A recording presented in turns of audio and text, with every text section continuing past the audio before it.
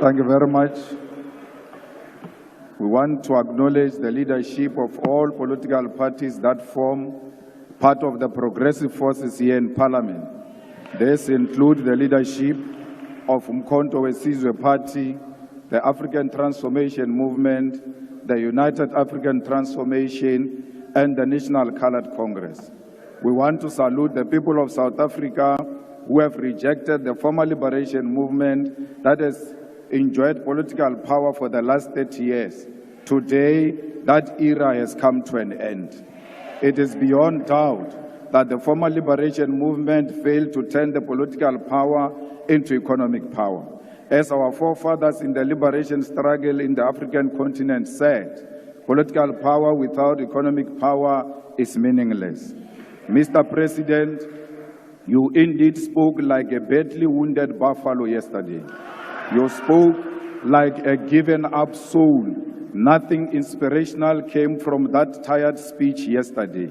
You didn't speak like a person who declined electoral support with 17% to less than 50%. How on earth do you repeat a SONA speech that made you lose elections? You were saying to South Africans yesterday, in so many ways, that you learned nothing out of these historic elections to an extent that you want to continue business as usual.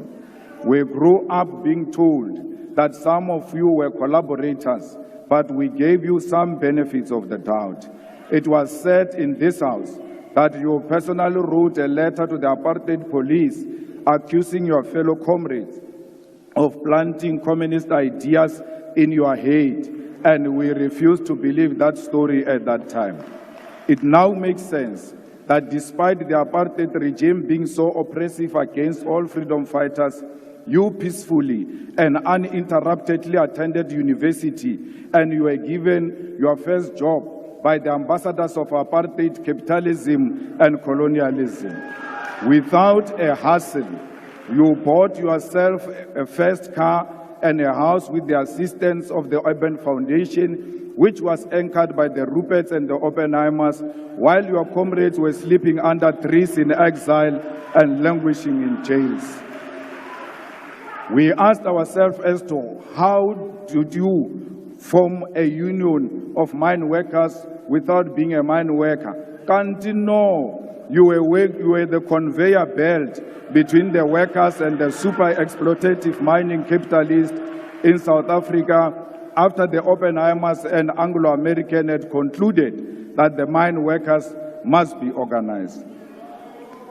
Our elders in the struggle have made allegations before in this house that throughout the struggle against apartheid, you were insulated from any form of arrest and harassment by the apartheid system. Towards the end of apartheid, you shockingly placed yourself at the center of the negotiation for the end of apartheid. No one knows how you arrived to be at the center of the negotiations of our liberation.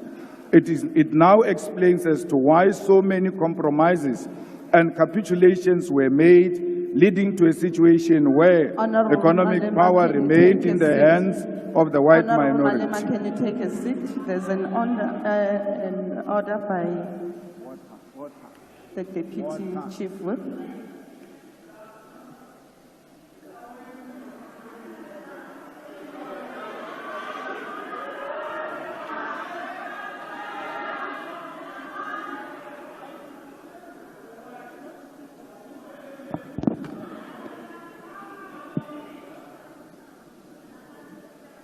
Honorable Chairperson of the NCOP, you instructed that the Honorable member, Honorable Malema, must sit down. Before I raise my point of order, Honorable House Chairperson, Honorable Chairperson of the NCOP, the Honorable Malema is casting aspersion on the President, on the persona of the President. Can he please bring in a substantive motion to support his statements that he's making in the House? Thank you. Thank you very much, Honorable Chief Whip. The order is sustained. Rules does make provision that if the member imputes improper motive against another member, you may do that by way of a motion, and therefore that has to be substantiated. And therefore, Honorable Malema, can you then proceed with your speech? I see there's another point of order that's been raised on DA. Withdraw what? Thank you, Madam House Chair. Madam House Chair, I rise on a point of order in terms of Rule 92.10, which indicates that when a point of order is raised during the debate, the member called to order must resume his or her seat, and after the point of order has been stated, the presiding officer by the member raising it, the member raising the point of order must likewise immediately resume his or her seat when she has concluded his or her submission. Madam House Chairperson, can I just get clarity on the fact when the Deputy Chief Whip of the ANC raised the point of order, the member at the podium remained standing, and I would just like your ruling on that. Thank you. Honorable Malema, we have requested that you take your seat, but despite that, you did. Thank you very much. As I have ruled on the previous order,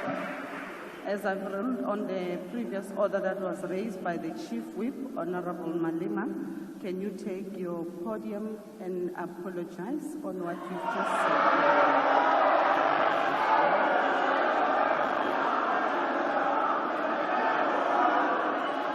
The order of the I must apologize for not sitting down. Can you take your seat, Honorable Malema? The order was raised with regards to casting aspersions on the President.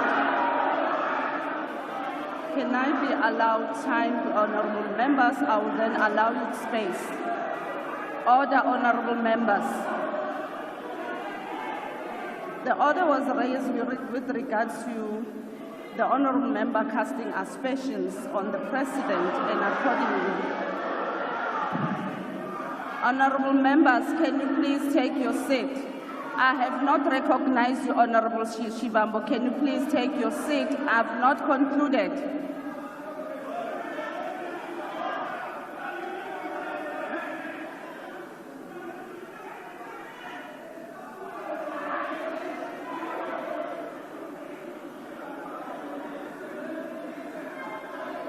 Honorable member, can you allow me please to conclude? Honorable Malema, you can take the podium, but please, can you please withdraw, or rather not repeat what you have said earlier on as you proceed with your speech? Honorable members, please, can you? Honorable members,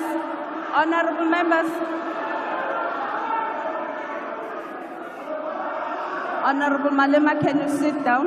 Honorable Shibambo.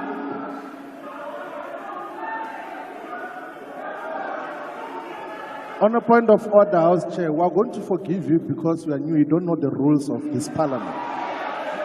When a point of order is raised, you must specify the rule and the specific sentence or a phrase that you say this is a violation of the rules of the National Assembly. What the Commander-in-Chief is doing is to give a political characterization of a phenomenon. That is a point of debate. It's not casting aspersions. How else do we deal with political questions without giving context to what got to transpire to where we are now? Where else do we say that except here in this parliament? You can't suppress political debate because of your misinterpretation and misunderstanding of the rules. Please allow the speech to finish. And then when we later on go to Rules Committee, we're going to illustrate to you with proper evidence when we're inducting you that the rules do not say what you are saying that you must withdraw. Please be patient with this process. We are going to understand them when time progresses. Currently, your application is incorrect.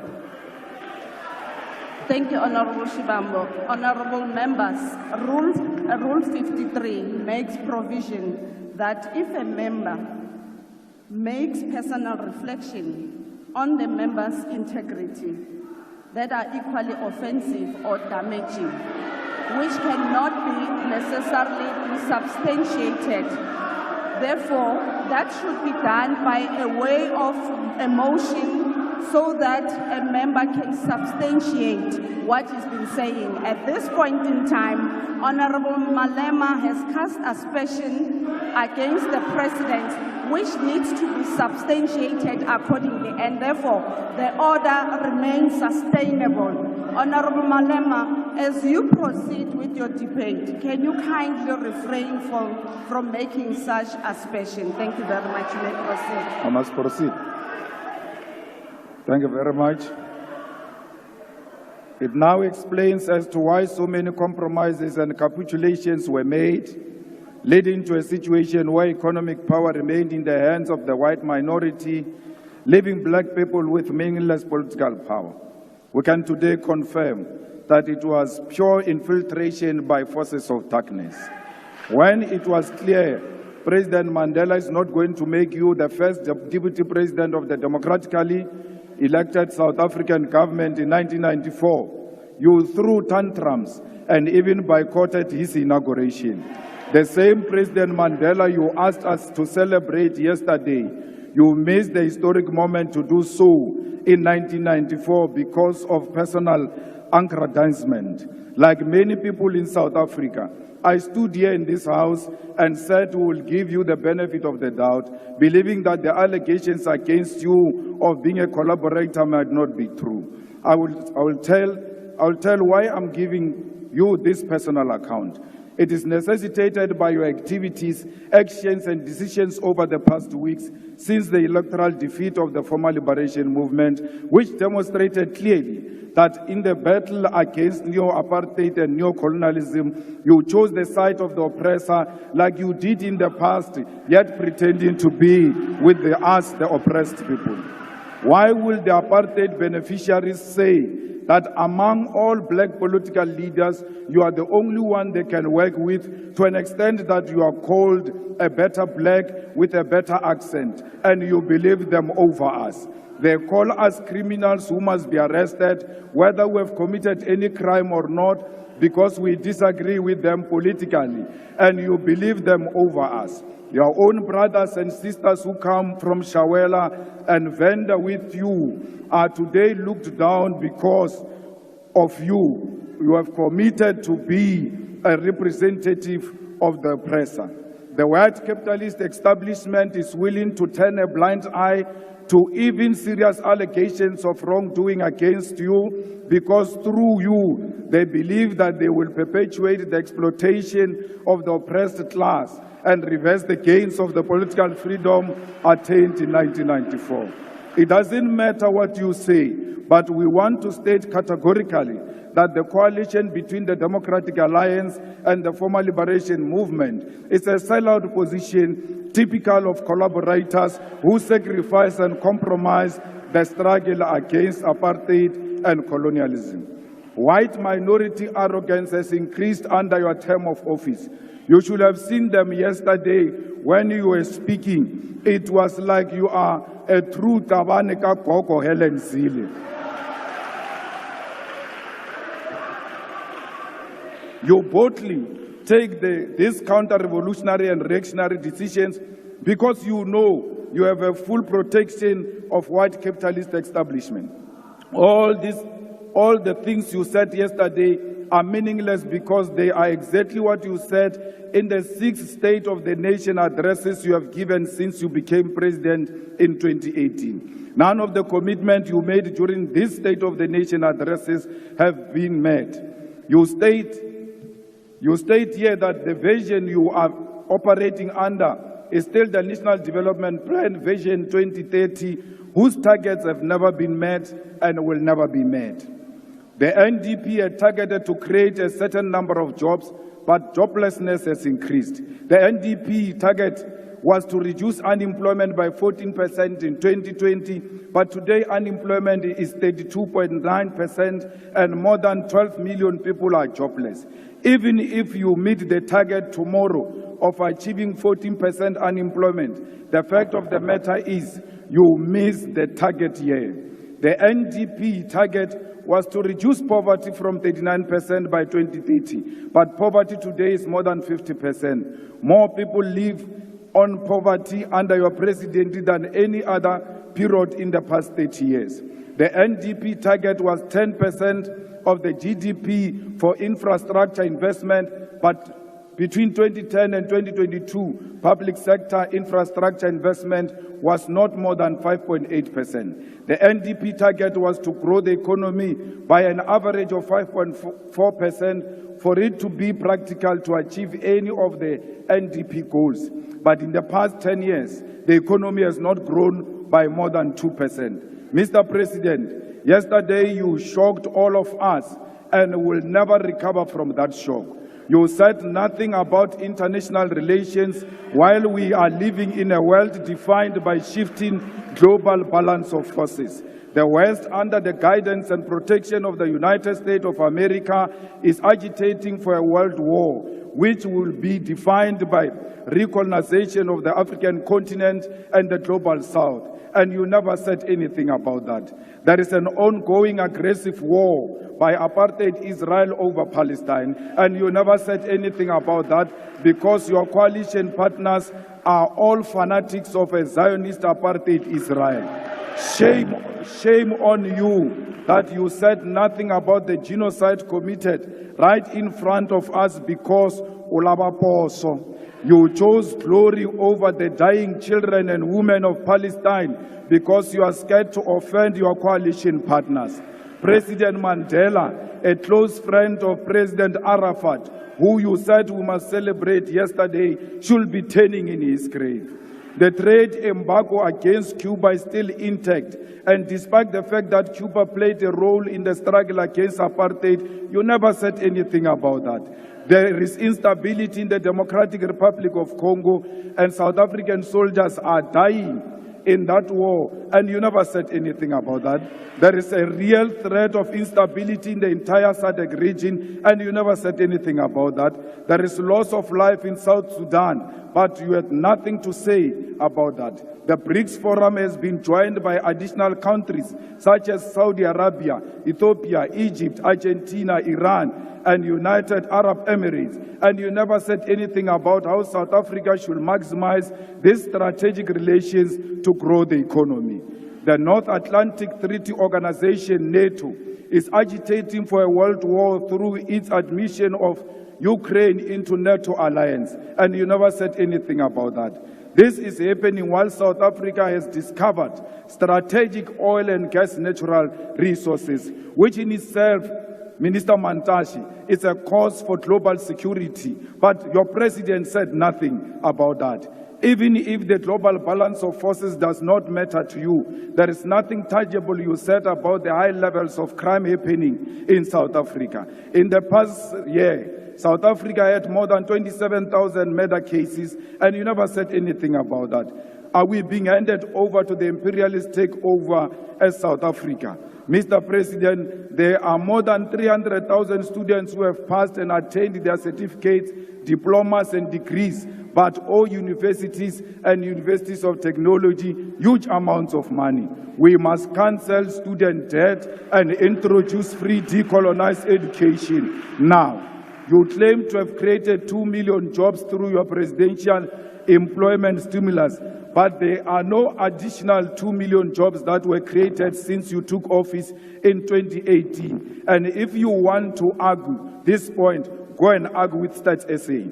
Another issue we need to highlight is that Kusile Power Station added an additional 800 megawatt into national grid 2 weeks ago. You never mentioned anything about that. Instead, you chose to mention 256 megawatt of unreliable energy by independent power producers, which was plugged into the grid in the Northwest Province. This is an evidence that in addition of selling fictional buffaloes at Palapala, you are also a salesperson for independent power producers. These independent power producers were at the center of why South Africa experienced perennial load shedding for years until 2 months before the elections. The land which our people desperately needed for human settlement, agriculture, public service and business was left in the hands of the oppressors. Our people were told about willing buyer, willing seller, in a situation where violence and genocide were used to learn the dispossession of the Khoi, the San and all indigenous people of our country. We'll amend Section 25 of the Constitution in our lifetime to allow expropriation of land without compensation. South Africa, our country is being traded.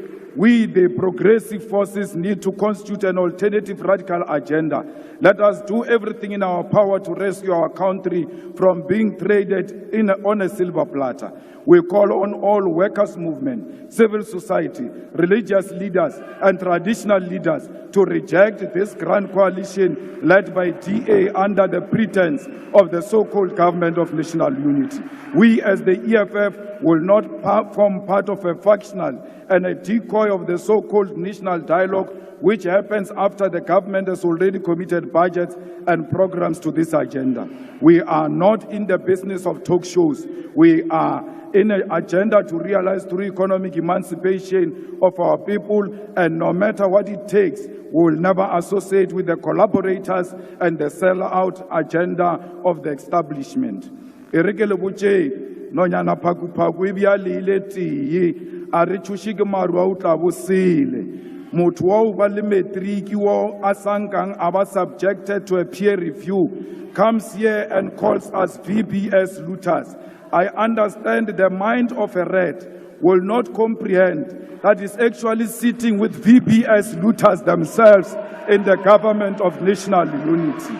The same matriculant is a beneficiary of the loot of 20 billion of Steinhoff that was invested by public investment, by PIC. No amount of nonsensical threats of arrest can silence us. Not even death can silence us, because Mama Winnie Madikizela Mandela's voice has multiplied. Ours is a generational mission. We shall overcome. Victory is certain. We want to tell you now, your days are numbered. Thank you very much.